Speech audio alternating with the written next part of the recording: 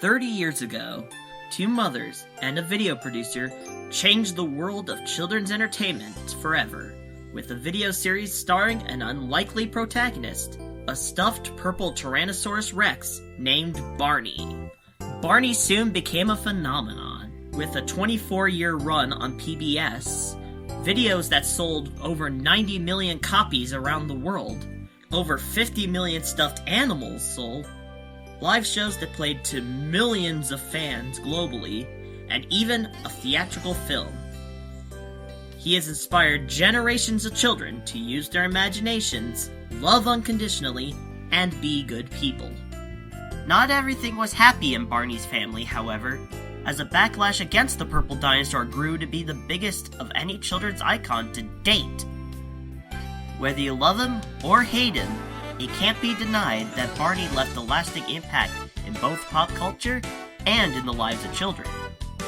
As we celebrate 30 years of the lovable T-Rex himself, we're gonna look back at the ups and downs, the highs and the lows, as we discover what made Barney a dinosaur sensation.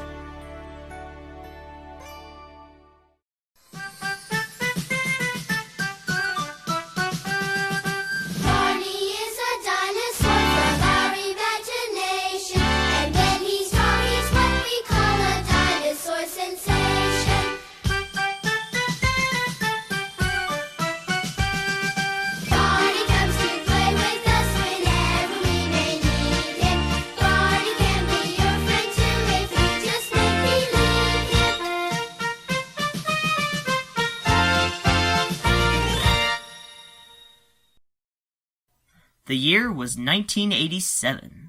Former educator Sheryl Stamps Leach was on maternity leave, raising her 2-year-old son, Patrick.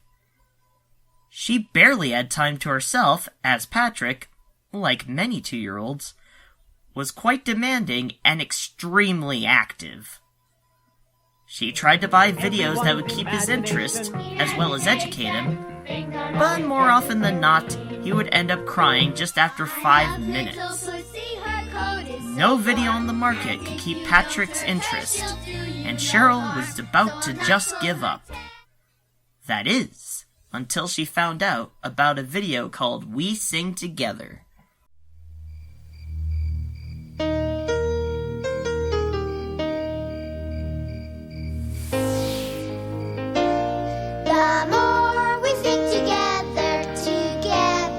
We Sing Together, released in 1985, was the first video in the We Sing video series. Despite being only available in educational stores at first, the video had become a major success, and in a way, was a hidden gem. The video revolved around a girl named Sally, her brother Jonathan, and her stuffed animals Hum Bear and Melody Mouse, who magically come to life as they throw a magical birthday party for Sally, with lots of traditional songs sung along the way. Sheryl had purchased the copy of the video after fellow moms recommended it to her. Immediately, Patrick was enthralled by the video and watched the whole hour-long tape over and over again, stunning even Sheryl herself. Having a 2-year-old pay attention for a whole hour was impossible, she thought. When she noticed her son was starting to outgrow the video, Sheryl thought, no matter, I could go just buy another video. She soon discovered that while a second We Sing title was in the works, there were no other preschool-specific children's videos on the market. Back then, the children's market referred to the 6 to 12 age demographic, ignoring preschoolers altogether. There were only 2 major preschool-aimed programs, Sesame Street and Mr. Rogers' Neighborhood. Both programs had a larger age range than the preschool age group Sheryl wanted to aim directly for. That would all change with an idea thought up, of all places, in a traffic jam. While stuck on the Central Expressway in Dallas that October, Sheryl had been thinking of her struggle, and how there would be a huge demand if there were more preschool-aimed videos out there. She thought, who could make such a video. It had to be someone who had experience teaching young children, someone who was a parent, and also had marketing experience. Immediately, Sheryl realized she was describing herself. She had the marketing know-how from working at the family business, Developmental Learning Materials, or DLM for short. She also had years of teaching experience, having a degree in bilingual education, and, of course, she was a mother of a 2-year-old. She thought, how hard could it be to make a video like that? At that point, she devised a concept. What if a child snuggly friend came to life and played with them? After nixing the initial idea of a blanket proving too hard to bring to life, she decided to use a teddy bear as the star of her new video. With an initial concept, Sheryl invited friend, business partner, and fellow mother Kathy Parker, who also had a 2-year-old named Caitlin. Parker and Leach began testing videos on their children, taking notes of what worked and what didn't work with them. In addition, the two went to local preschools in their area and asked the classes what their favorite children's songs were. They also took inspiration from their own childhood programs such as Romper Room and the Mickey Mouse Club. From their research, the duo came up with nearly 20 aspects that were important to use in their video.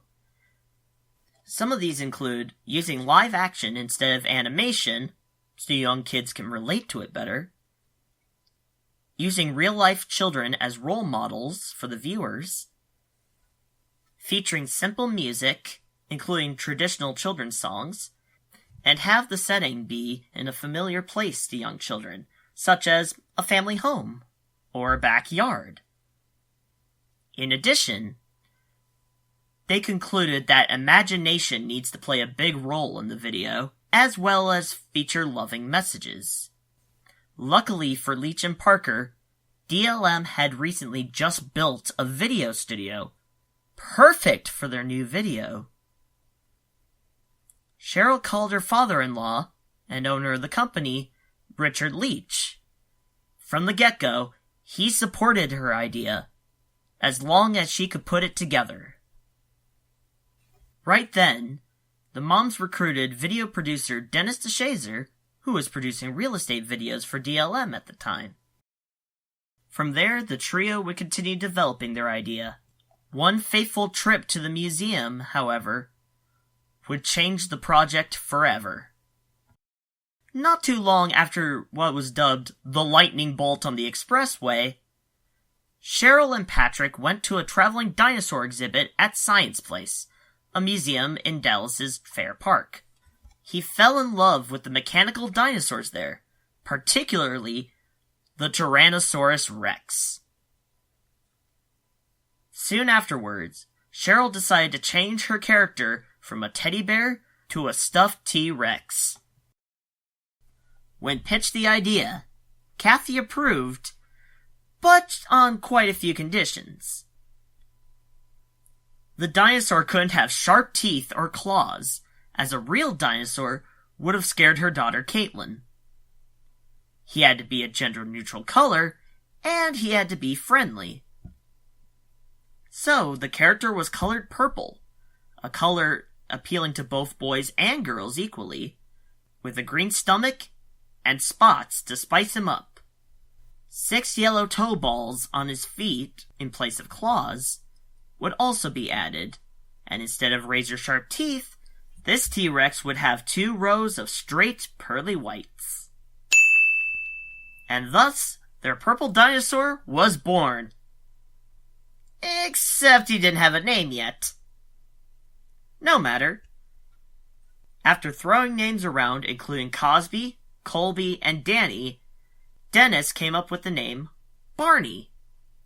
He later recalled, "What else are you gonna name a purple and green dinosaur?"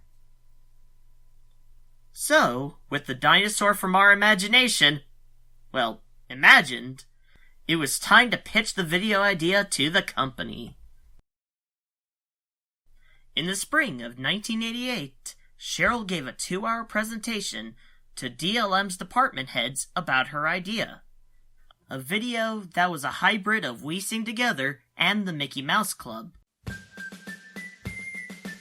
The premise revolved around a stuffed purple dinosaur named Barney, who magically comes to life through kids' imaginations. Joining Barney would be a group of children dubbed the Backyard Gang, referencing a major setting in the video. Barney would take the kids on adventures and help them out with whatever problems needed to be solved. Throughout the presentation, the heads listened politely, and ended up telling her, "We'll get back to you on that one." Sheryl had thought she succeeded in convincing the company of her idea. Far from it. Later that day, Dick Leach called his daughter-in-law and told her the bad news. The heads didn't think the idea would work, mainly because they weren't experienced in making videos, let alone children's videos. In addition, there were concerns that it'd be impossible to take on giants like Disney and Warner Brothers.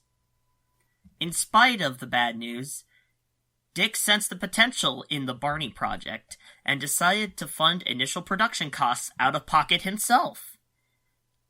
He provided Sheryl and her team with $700,000 to produce the first 3 titles in what would become Barney and the Backyard Gang. With the new project given the green light, it was time to make Sheryl's dream come true. The Lions Group was formed immediately. Among the team's first actions was a call to famed theatrical costume designer Irene Corey to bring their purple dinosaur to life. After initial sketches were rejected for being too realistic, Corey and the Barney team agreed on a design that loosely resembled a real T-Rex, but was round and friendly looking as to not scare the young children he was designed for. To play Barney, voice actor Bob West was hired. Bob auditioned in very late 1987, even before the character's design was finished, and was only given the character's description a few minutes beforehand. Regardless, Bob became the first cast member hired for the Barney videos. Initially, Bob was going to be in the Barney costume as well as performing the voice, not unlike fellow body puppet Big Bird. However, by the time they built the costume, they discovered Bob was too tall for the suit. Because of this, they hired local mime David Voss to perform in the Barney costume, becoming the body of Barney, so to speak. Local child actors were hired to become the Backyard Gang. Brian Epps and Becky Swank played brother and sister duo Michael and Amy. Leah Montez, Jessica Zucha, Alexander Jin, and Salim Grant rounded out the kid cast as Lucy, Tina, Adam, and Jason respectively. For Michael and Amy's mom, the team considered actresses Marlo Thomas and Felicia Rashad, but decided on Sandy Duncan, due to her wholesome image. Duncan, who was working on the Hogan Family but returned to Texas during the 1988 writer's strike, enthusiastically joined the cast. Joining her was Dallas actor Bob Reed, who would play Michael and Amy's dad. In June of 1988, production began on the 3 videos: The Backyard Show, 3 Wishes, and A Day at the Beach. The 3 videos, while produced at the same time, would be spaced out as to not glut the market, with Backyard Show releasing first, and the subsequent videos releasing within the next year. All 3 videos would also be released in packs with storybooks and audio cassettes, with songs from the video as well as a bridge retelling of each video's plot. The first of these, Backyard Show, was released on August 29th, 1988. This initial entry revolves around Michael, Amy, and the rest of the Backyard Gang wanting to throw a birthday show for their dad. There's only one problem, though. I don't think there's gonna be a show. What do you mean? Well, there's no way we can put on a show with all this stuff in a couple of hours. Yeah, we need help. If we all close our eyes and wish real hard, maybe... Luckily, there's one person, Dinosaur, that can help save the day.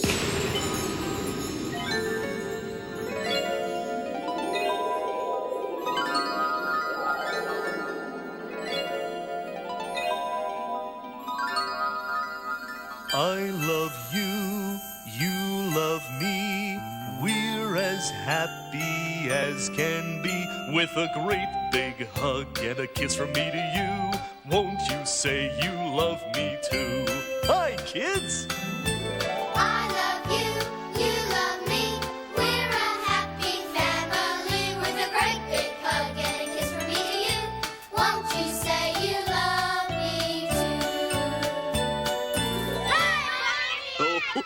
Hi, everybody. In his grand Hi, debut, kids. Barney encourages the gang to use their talents and their imaginations to put on an unforgettable singing and dancing extravaganza. Marching up and down with the little red wagon, marching up and down with the little red. He let the others in the quack, quack, quack.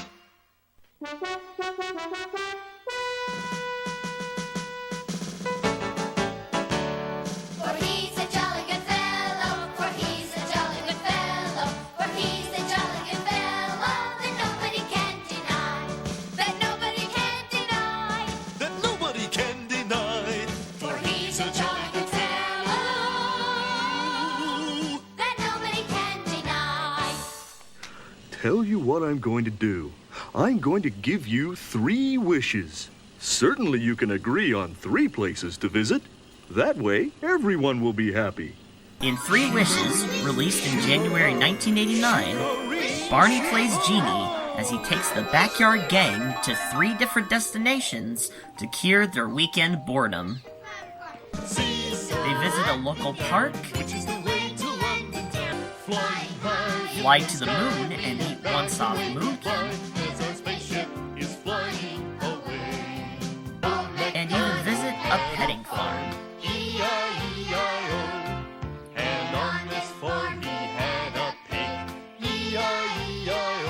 Everybody get back into the pool. Close your eyes and pretend real hard. And I'll take you on a make-believe trip to the beach. Shimmery, shimmera, shimmery, shimmera. A Day at the Beach, released the following February, has Barney magically whisk the Backyard Gang to the beach when family plans fall through. The purple guy and his friends look for shells, have a picnic by the seaside, explore an abandoned pirate ship, and even visit a mermaid under the sea. Notably, this video is a sort of prequel to the previous 2, as Barney meets most of the Backyard Gang, save for Michael and Amy, for the first time here. This one is, and he's very friendly. And he loves kids. These are our friends Adam, Jason, and Lucy. Oh, Barney is a dinosaur, a dinosaur, a dinosaur. Barney is a dinosaur, a friend to you and you. Oh, Barney is our dinosaur, our dinosaur, our dinosaur. Barney is our dinosaur. A friend to you and you. What's that little girl's name? Once the videos were filmed, despite most of the cast and crew enjoying the filming, some cast and crew members were unsure if the series would even be successful. Friends convinced music director Stephen Bates Baltz and songwriter Lori Lazarus, who produced the music for the original trilogy, that, quote, "This stupid purple dinosaur isn't going anywhere." And thus the duo departed. Salim Grant followed suit, as he was dissatisfied with his role as Jason. Notably, Sandy Duncan would consider the videos an old shame of sorts. That is, until she met a young girl with special needs who loved them. I was kind of, not ashamed, that's the wrong word, but I was kind of like embarrassed, this Barney thing. I thought, oh, geez, these... Because children and all that. Well, no, not that. Because it was kind of done real fast, and the quality was not really upscale, and it looked a little naive. So when I looked at it, I thought, nobody will ever see this. I'm sure they won't. I did it during the writer's strike. So I sort of put it down. But something happened. I ran into a little child who had some learning disability, severe, almost some autism, I don't know what. And the child that didn't really communicate, but I came into a room, a friend's house, and she went, I love you, do the me. And the parents were just, because she made a breakthrough. That's what I sing on the tape. I love you, you love me. And so I stopped putting it down. You never know what level you're reaching who on. Even Bob West simply shrugged when he was asked if the Barney videos would take off. Fortunately, this didn't deter Sheryl and the rest of her team at the Lions Group. She and Kathy immediately began gathering a group of 36 mothers, dubbed the Mom Blitzers, to call local toy and video stores to try and sell the Barney titles. One of their biggest scores, so they thought, was with retailer Toys R Us. The chain decided to test the videos in their native New Jersey as well as New York. Ultimately, the test bombed hard. The videos just wouldn't sell. Retailer Walden Kids had the same result, and they ultimately sent the tapes back. At this point, nobody knew who Barney was. To customers and retailers alike, it was just another video series that would never stand out from the crowd. The team realized it was time for a new approach. With the Mom Blitzers still trying to sell the videos, Sheryl and Kathy decided to go with a plan B of sorts, which they called Operation Preschool. Operation Preschool involved giving free copies of Barney videos to local preschools in the Dallas area, as well as to a select few talk shows hosted by parents. From the very beginning, as expected, the kids were hooked. Parents and caregivers saw how their kids fell in love with this lovable purple dinosaur, and they wanted copies of the videos for themselves. Fortunately, each tape included a list of locations that would carry the videos. Both Toys R Us and Walden Kids reconsidered, and soon Barney was on his way to become a video smash hit. Stupendous! You're all gonna be stars! Barney had officially become a cult hero to preschoolers. The purple guy made appearances at birthday parties, video store openings, and, in one notable case, a special charity appearance tied in with the food drive. By March 1989, Backyard Show alone sold 20,000 copies. 3 Wishes and A Day at the Beach proved even more popular, with the latter winning the 1989 Parents' Choice Award. The Barney fan club also started in 1989, mainly due to the growing amount of kids who want to write to the Purple Fella. Even with a growing success like Barney, there was room for improvement. Sheryl and Kathy once again tested the videos with their own children, but they also tested them with other preschoolers. The results of these tests would result in multiple changes to the look and feel of the Barney series. One major note was that children lost interest when there were adults on the screen, and I don't mean purple singing ones. Well, I tried. For this reason, Sandy Duncan and Bob Reed were both let go after the initial 3 videos. As for Barney himself, some children found him not very friendly looking. Some felt he sounded a bit too authoritarian or even threatening. Not so fast. Come back here. In addition, the creators noticed that he appeared more blue in the videos rather than the purple they intended. With their new research in hand, the next Barney videos were retooled. Barney became more of a magenta purple, with more expressive eyes and an overall friendlier appearance. Barney's voice and mannerisms were also made friendlier, more fitting with his persona as a lovable playmate. It's good to see you again, Barney. I love you. With the parent characters out of the picture, the bond between Barney and the kids became the central focus of the franchise.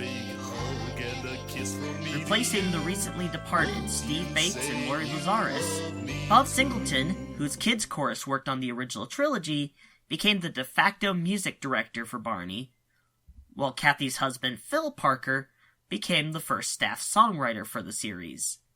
With the formula refined, Barney was ready to come back with 3 brand new adventures produced throughout 1989 and 1990.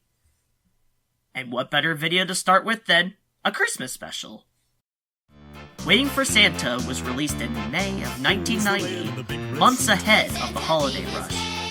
This time, Barney and the Backyard Gang take their new friend Derek, played by newcomer Ricky Carter, to the North Pole to visit Santa's workshop. They meet with a dancing snowman, go ice skating, pretend to be elves, and help Derek find that Santa does know his new address, all the while discovering the true meaning of Christmas. Doing things for others, that's what Christmas is all about. Yes, and that's what Santa wanted you all to know, that the best Christmas gift you can give someone is yourself, being a good friend and helping others. The way you all helped Derek.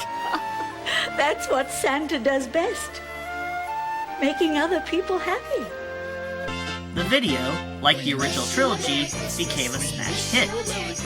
In the years to come, it would become the best-selling Barney video of all time, mainly due to being the only Barney Christmas special. Until 1999, that is, but I'll say that for another time. This is too long, I fear. We wish you a Merry Christmas and a Happy New Year.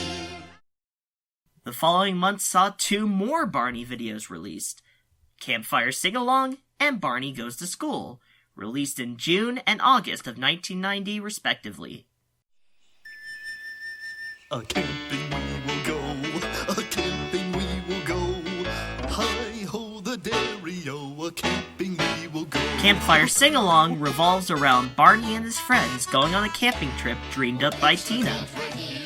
The gang discovers the animals that live in the woods, they learn about safety tips, and they even enjoy some songs by the campfire, complete with S'mores, you know it's alright. Crackly crackers and lickety sweet. S'mores, it's something to eat. S'mores, a real camping treat.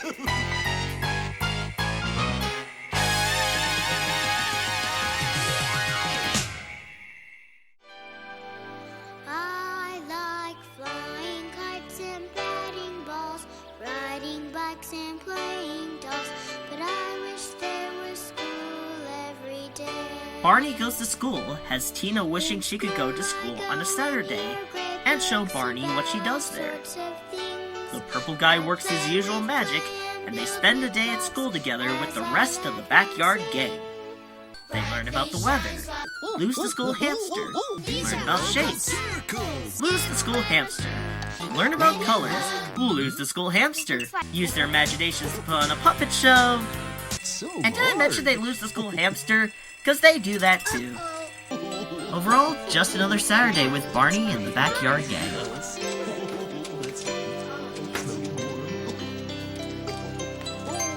Yeah, is it always this exciting at school? It sure is. With the Barney videos becoming even bigger hits than before, it wasn't long before there was demand for merchandise. Lions began receiving letters about children cuddling Barney video boxes like teddy bears. It should be noted that Barney's stuffed animals were not part of the initial plans, but the company soon made a deal with plush manufacturer Dakin to make a replica of the stuffed Barney seen in the home videos. Initially, these were exclusive to the Barney fan club, but were later made available through retailers such as Target. In the fall of 1990, Barney would make his television debut on the Disney Channel.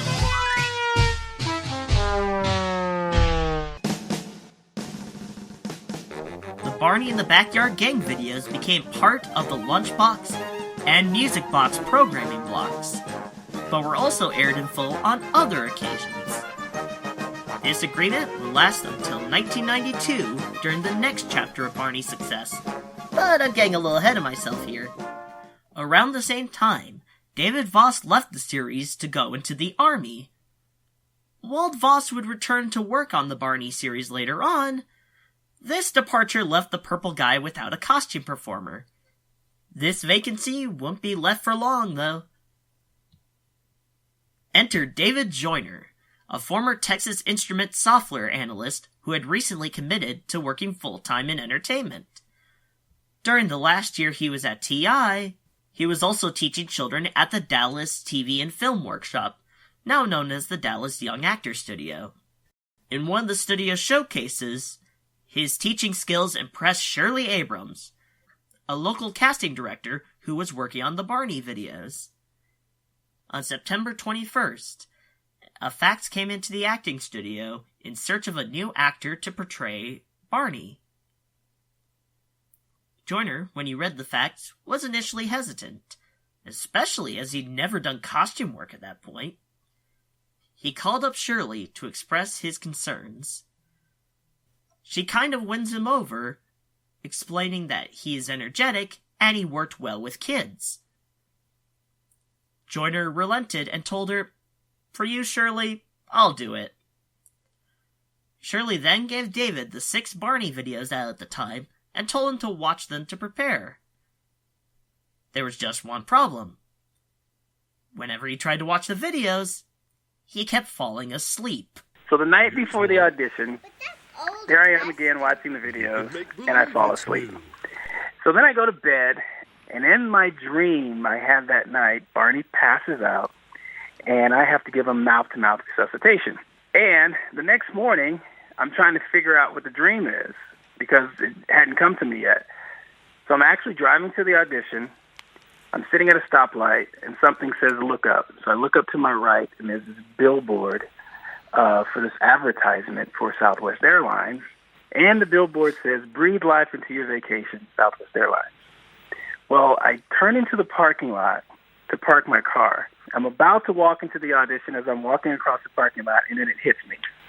Barney was dead. The character was dead. You've got to breathe life into this character. Go into this audition, do that, and you're going on vacation. And that's exactly what I did. David would get 5 callbacks, but ended up losing out to a young lady. He was then asked to be the backup Barney, which he accepted, but something inside him foretold that he would have the role to himself. Lo and behold, the young lady had to do a live appearance. She freaks out. She can't handle the kids. So then I get a call from Shirley. "David, would you still consider being Barney?" David Joyner would indeed breathe life into Barney, making him more energetic than ever. At his first live appearance as the character, he astounded the crowd and the handlers by doing a 360-degree spin in the then 80-pound costume. From that point on, it became one of Barney's signature moves. With a new actor, also came a more drastic redesign for the Purple Guy. His colors became brighter, he had a much less realistic look, and now his mouth and his arms could be moved at the same time, thanks to a redesigned costume mechanic. Bob West also tweaked Barney's voice to fit this more energetic, playful persona. Stupendous! Oh, I'm so lucky to have friends like you. At this point, Barney's character was so set in stone that Sheryl and the team were looking to create a new character as a foil to the Purple Guy. The result was Baby Bop, a 2 to 3-year-old Triceratops who represented the wants and needs of most of Barney's target audience, preschoolers.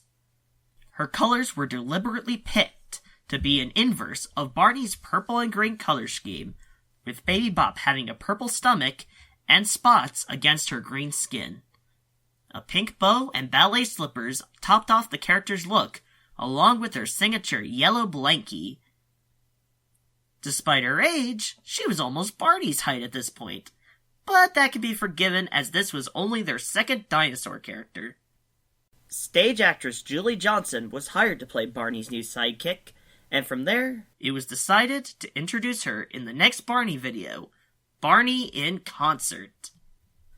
Barney in Concert, released on July 29, 1991, was the first taped live appearance of the Purple Dinosaur, filmed at Dallas's Majestic Theater. This was a ticketed show, however, and was taped much like the previous 6 videos, with mainly Barney fan club members in attendance. In the show, Barney and the Backyard Gang sing some of their greatest hits, traditional children's songs, and brand new tunes such as the now classic Everyone is Special. Everyone is special. Everyone in his or her own way. One more time. Oh, you are special, special. Everyone is special. Everyone in his or her own way. Midway through the show, Barney has an idea to surprise the Backyard Gang with a special guest, a certain green toddler Triceratops. I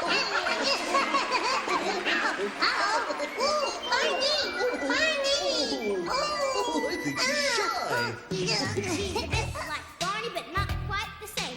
We like her looks, but she doesn't have a name. She doesn't have a name, so let's give her a name right now. The gang decides to call her Baby Bop, due to her love for the song Mr. Knickerbocker. From there, the Triceratops became a huge part of Barney's happy family. Hey, Barney, Barney, this is Baby Bop. I like her name, that Baby Bop. We like her name, so we'll say it again, Baby Bop. Oh, Baby Bop. Baby Bop. Oh, yeah. Baby Bop. Oh, Baby Bop. Baby Bop. Great idea. Not too long after the concert video, the Lions group would strike a deal with high-end retailer Neiman Marcus to have Barney's Backyard boutiques in their stores, featuring exclusive merchandise such as backpacks, lunch bags, stamp pads, apparel, and new Barney plush toys produced by Gund, among many other things. The main centerpiece, however, was a brand new Barney video that would be exclusive to Neiman Marcus stores for 6 months. Lights, camera, action!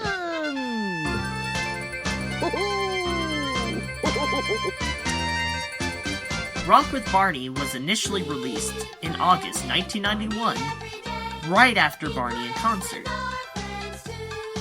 In this final installment, Barney and the gang tour a movie studio and try to produce their own TV show, while promoting the values of protecting the Earth. Will you help protect our Earth and keep it clean? Yes, we will. Will you help protect our Earth and keep it green? Yes, we will. Then the time has come to start. Let's begin to do our They put on a puppet show, dance around as fruit, and make callbacks to previous videos. Hey, let's do that song we did in our concert.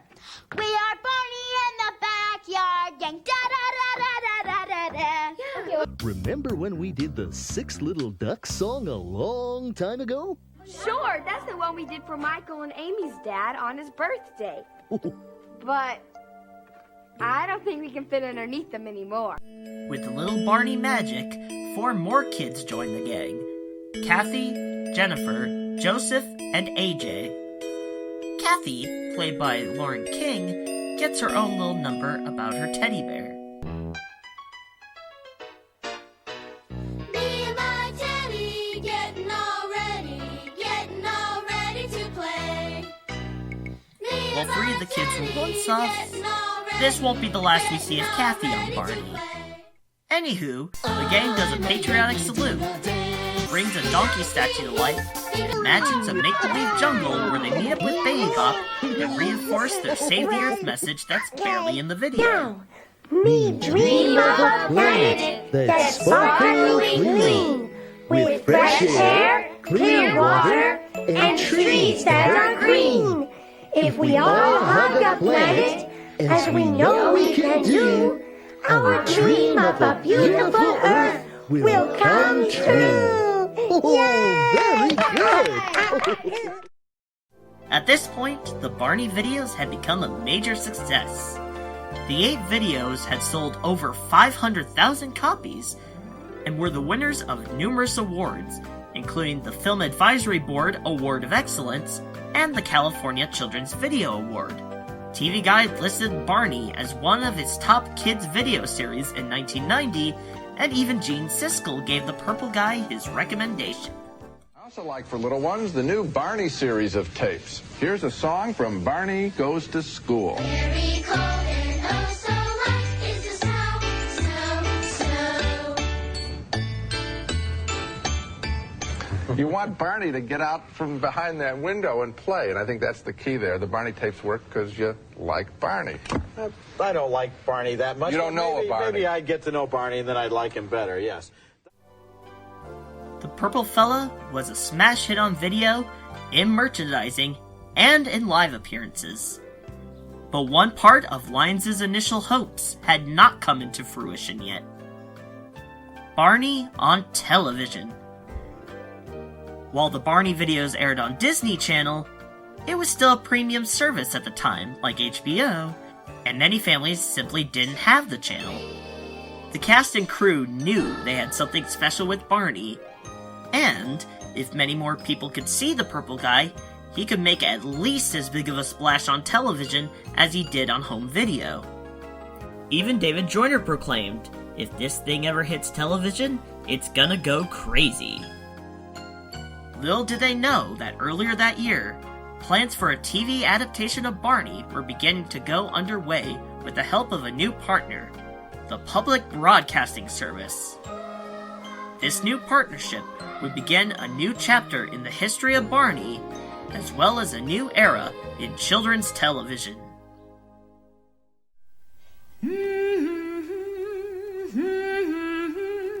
I love you, you love me. We're as happy as can be, with a great big hug and a kiss from me to you. Won't you say you love me too? I love